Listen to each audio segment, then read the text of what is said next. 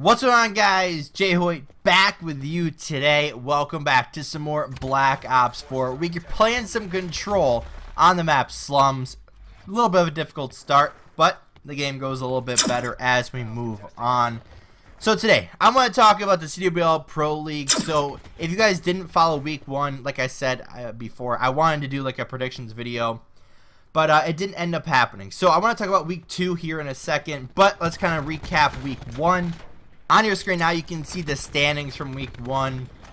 A little bit of a surprise. You know who's on top? I mean, Midnight Esports, the team that is undefeated on LAN currently from the Pro League qualifiers and now from Pro League. They go 4-0 in the first week, taking out Optic.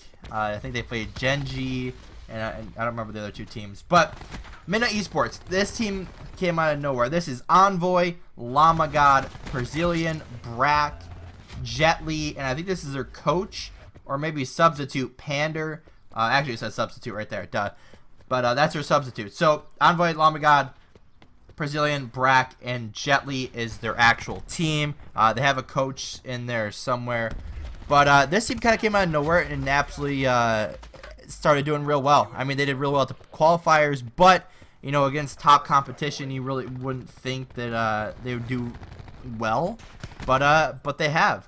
Then in second place you have 3-0 Genji. Now Genji is Team Spacely, or Spacely's team, whatever the heck you want to call them. But if you guys don't remember, that's Spacely, Major Maniac, Nagafen, Havoc, Mox, and substitute Luca.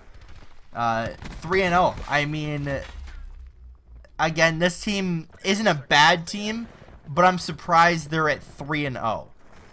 It just doesn't seem like they'd be 3-0, especially against, you know, some competition in this division that have done really well. But I guess as you move down, you look at some teams that haven't really been performing either. We'll get to those in a second. But then we have Optic Gaming, 3-1.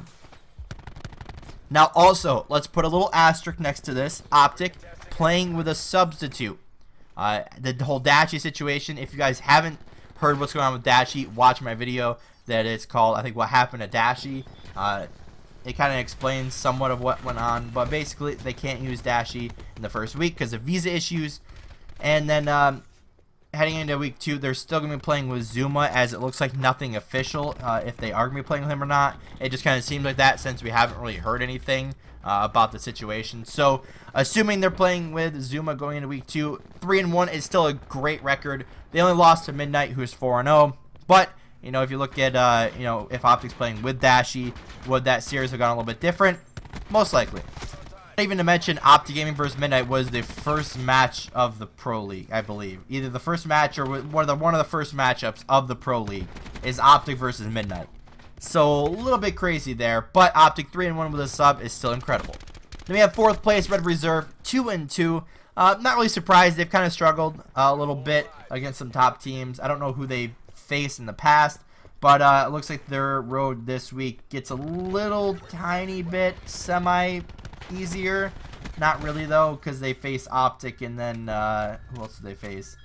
EG. So should probably go 1-1, depending on who's their third match. UIU. So that could be a good one. So probably 1-1. Depending on how they face against Optic, they probably won 2. But then we have UIU as our next team, 1-2 to start. You know, this team's a decent team, but it just doesn't really stack up against the top competition, in my opinion. I mean, like I said, this team kind of made a mistake. And although Methods is a good player, they picked him up as a substitute originally. Then they swapped him with Spoof, who made the Pro League with the rest of this squad. Doesn't really make sense. For the standpoint is, they had a good thing going, and then all of a sudden they just pulled the plug right off of that and put in Methods and moved Spoof to be a substitute. So a little bit of a scummy move there by the UIU players or management, whoever did that. But hey, they moved on. Honestly, I'd still like to see how Spoof were done in this team. Again, no bad blood against Methods, but you know, UIU made their team and they made it to the Pro League with a certain roster, and then they go and make a substitute. It's not even like they were started like 0-5 and then they did, like, Did they even play a match before Pro League and they just did that swap? I don't get it. I don't get it. Next team, we got Team Reciprocity, 1-3. This team, arguably the second best European team in the world right now. Really surprised they struggled. I mean, they did face Red Reserve, and I believe they faced, yeah, they got beat by Optic 3-1.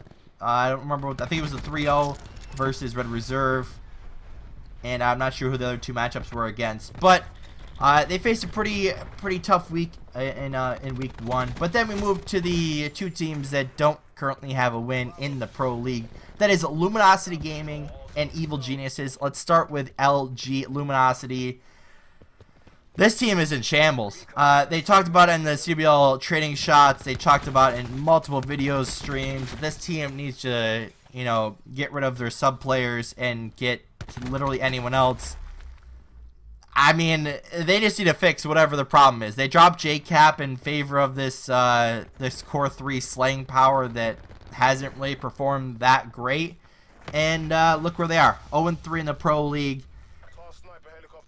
Probably gonna say that they screwed up a little bit in dropping JCap. But then 0-3 Evil Geniuses. I mean, this team is a leftovers team that is that's Goonjar, Royalty, Fellow, Exotic, Facento, and Substitute GodRx. I mean, honestly, no real surprise that this team struggled because they're not really that great of a team. But, I mean, no surprise there, honestly. I mean, then Optic Gaming, look into week 2. They face against Red Reserve, who's 2-2. That's in 4th in the division. I anticipate like a 3-0, 3-1 victory for Optic Gaming. Hopefully they have Dashy back. If not, I still hope for the same, obviously, result. Let's see how they put that one together. Then Optic facing against Gen G. Another probably maybe 3-0, 3-1, maybe 3-2, depending on how Gen G plays.